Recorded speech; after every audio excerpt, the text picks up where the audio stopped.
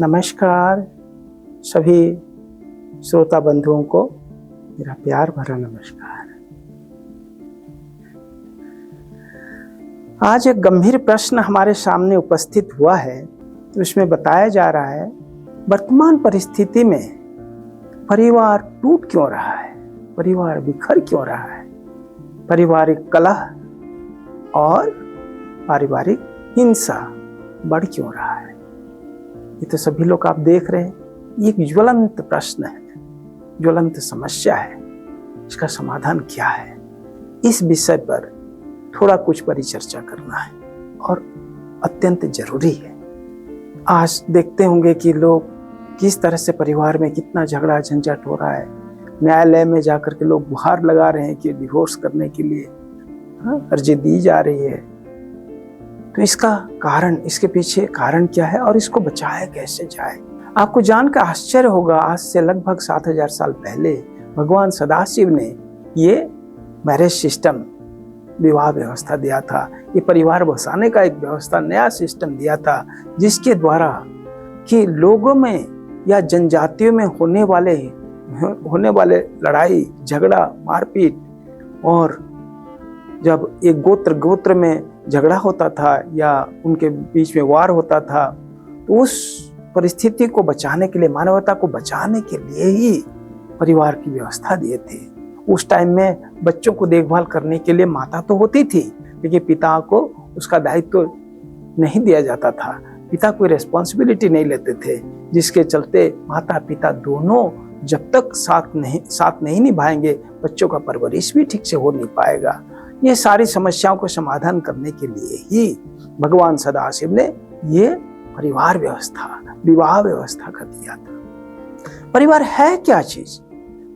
परिवार है दो व्यक्ति का, दो परिवार का, दो समाज का आपस में मिलन, अर्थात दोनों का मनोभाव एक ही दिशा की ओर प्रवाहित होना, एक दूसरे को समझना, एक दूसरे को अंडरस्टैंड करना, एक दूसरे के प्रति समर्पित होना, एक दूसरे के साथ कॉम्प्रोमाइज करना, ये था परिवार की व्यवस्था। अकेले आदमी पूरे संपूर्ण जीवन को अकेले निभाना आसान नहीं है। पुरुष को नारी की और नारी को पुरुष का आवश्यकता पड़ता ही है। इस चीजों को ध्यान में रखते हुए परिवार व्यवस्था बनाया गया था।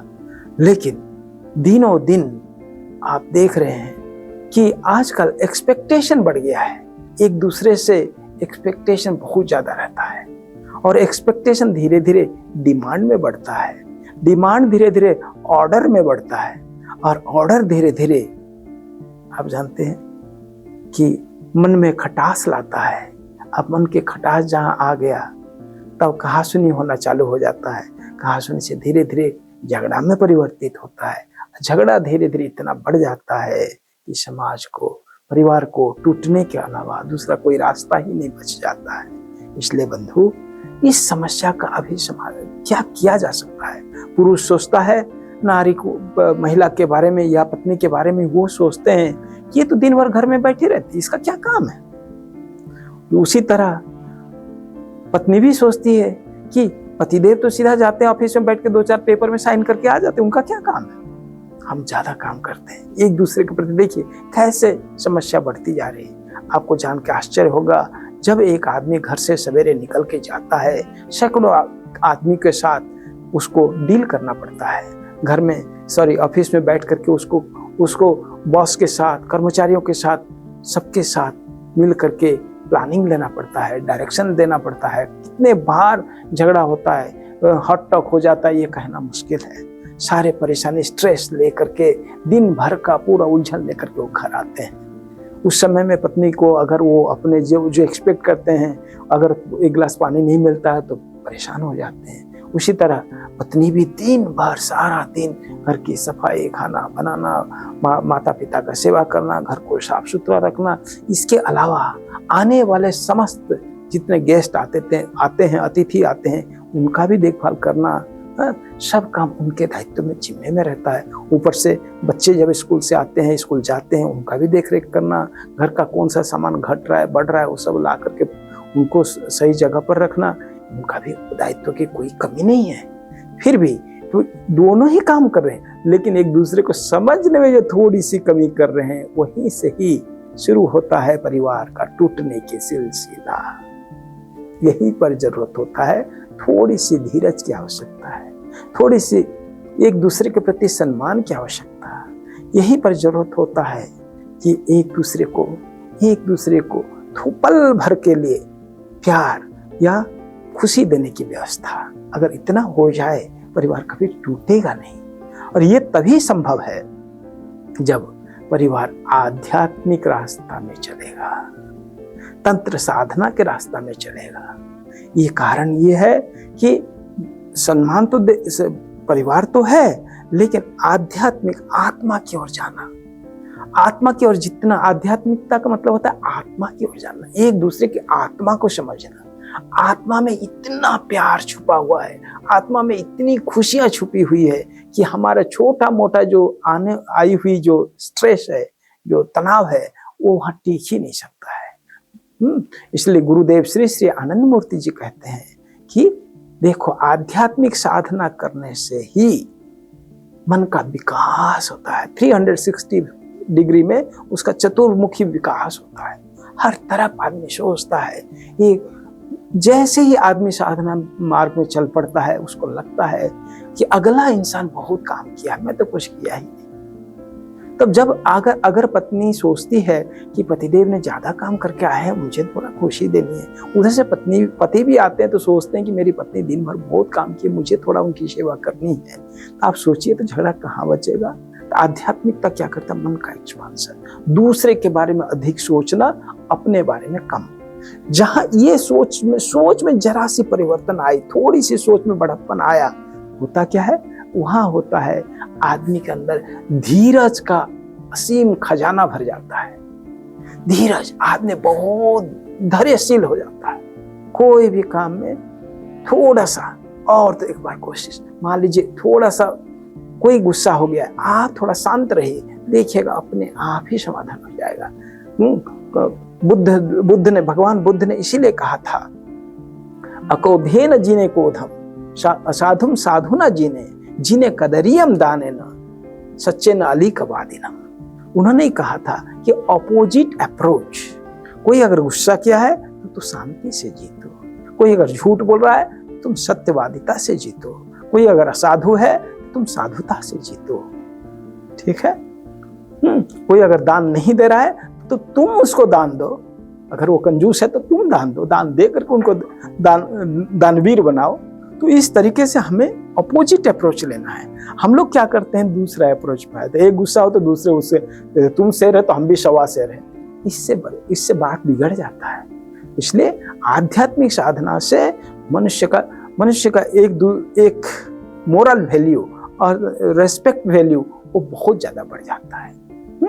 तो ये जब दोनों सुबह शाम बैठ करके एक साथ साधना करते हैं, भजन कीर्तन करते हैं, प्रभु का नाम लेते हैं, तो आप सोच सकते हैं वो शक्ति, वो आध्यात्मिक शक्ति इतना बढ़ जाता है, इतनी भर जाता है कि दिन भर का आने वाले समस्त समस्या, इतनी कठिन से कठिन समस्या भी उनको डिगा नहीं सकता है। उनको थोड़ा सा भी उनके विचारों में, उनके मन में आई हुई खुशियों में दरार भी नहीं ला सकता है। खुशी दिन बीत जाता है।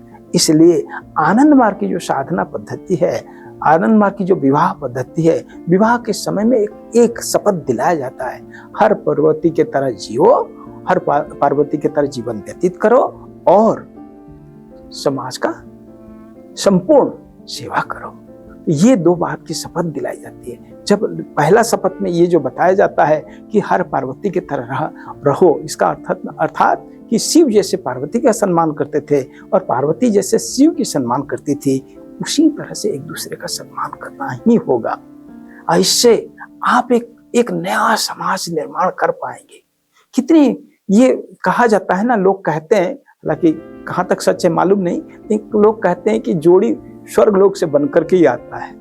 तो एक दूसरे के लिए बने हुए हैं, जब एक दूसरे के साथ परिवार बसाए हैं, जब उसको निर्वहन करना हमारा ही दायित्व है। इसलिए हम लोग धर्म साधना करेंगे, कीर्तन करेंगे और एक दूसरे के प्रति सम्मान करेंगे और थोड़ा सा पेशेंस रख करके हम काम को आगे बढ़ाएंगे। इस सब के लिए मदद करेगा सात्विक आहार। इसलिए भोजन में सात्विक आहार लेना अति आवश्यक है। तामसिक आहार या राजसिक आहार मन में गुस्सा को पनपाता है। अगर हम सात्विक भोजन करेंगे तो क्या होगा, मन में शांत वातावरण रहेगा। आप देखिए ना, हाथी को देखे होंगे, घास पत्ती खा करके भी कितना शांत रहता है। दूसरी तरफ मांस खाने वाले हिंसक जानवर, बाघ को देखिए, शेर को देखिए, उनके जीवन में शांति नहीं रहता है। इसलिए सात्विक भोजन करने से शांत वातावरण बनेगा। शांत वातावरण से आध्यात्मिक जीवन में जाना अति सरल रास्ता है, जिसके द्वारा हम आध्यात्मिक साधना करेंगे तो क्या होगा कि मन पर इसका प्रभाव असीमित होगा। तो यही मैं कहना चाह रहा था। सात्विक भोजन करेंगे, शांति, थोड़ा सा शांति के लिए कोशिश करेंगे। तीसरी, धर्म साधना करेंगे, जिसके द्वारा हमारे सारे सिस्टम बदल जाएगा। एक दूसरे को समझे तो सही। आप उनका हम होता क्या, जब झगड़ा होता है उनका सारी खूबियां हमको कमियों के रूप में, उनकी गलती के रूप में दिखता है ना। जब मन में जब एक छोटी सी कीड़ा अगर घुस गया कि हमको नेग्लेक्ट किया जाता है, हमको शोषित किया जा रहा है, हमको तकलीफ दिया जा रहा है, जो स्वार्थवादिता, स्वार्थ जैसे ही अंदर घुसता है, दूसरे का किया हुआ सारे अच्छाई हमको बुराई के रूप में नजर आता है। इसलिए इस दुश्मन को खत्म करने के लिए हमें थोड़ा सा शांति को लाना पड़ेगा। वहां हमको सोचना पड़ेगा दूसरे की खूबियों को, जिसके चलते हम बहुत आगे निकाल लेंगे और सुंदर परिवार निर्माण करेंगे। जब पति पत्नी में झगड़ा होता है, उसका असर हमारे पति पत्नी के ऊपर जितना पड़ता है, उससे ज्यादा उनके बच्चों पर पड़ता है। वो भी झगड़ा सीखते हैं, वो झगड़ेलू स्वभाव के बन जाते हैं। ऊपर से माता पिता पर भी, उनके माता पिताओं के पर भी इसका बहुत बुरा प्रभाव पड़ता है। पूरी अड़ोस पड़ोस वाले भी लोगों के मन में यही रहता है, ये लोग झगड़ते रहते हैं हमेशा, ये झगड़ेलू लोग हैं। तो आप सोचिए कि कितना, कैसा हम एक वातावरण बनाते हैं। इस वातावरण को बदलना बहुत जरूरी है कि दूसरे की, अगर इस तरह का परिस्थिति आता है, आप केवल ये देखने की कोशिश करें, पति अगर देखे कि पत्नी में कितनी खूबियां हैं, पत्नी अगर देखे पति में कितना खूबियां हैं, इंस्टेड ऑफ गलतियां कितना है, खूबियां अगर ढूंढना चालू करें, तब आप देखेंगे उस परिवार, टूटे ही परिवार भी फिर से जुड़ जाएगा। गुरुदेव बाबा कहते हैं, सर्वे भद्राणि पश्यन्तु, सबको एक दूसरे में खूबियां ढूंढो, सबको शुभ दृष्टि से देखो, सबको अच्छे दृष्टि से देखो, जिसके द्वारा होगा क्या कि हमारे अंदर में आई हुई कमियां दूर हो जाएगी और आध्यात्मिक साधना में भजन कीर्तन करते हुए, साधना करते हुए हम परमात्मा के पास पुनः एक आनंद परिवार बनाते हुए आगे बढ़ चलेंगे। एक आनंद समाज का, आनंद विश्व ब्रह्मांड का, ब्रह्मानंद का निर्माण करेंगे। इन शब्दों के साथ मैं यहीं विराम देता हूँ। धन्यवाद।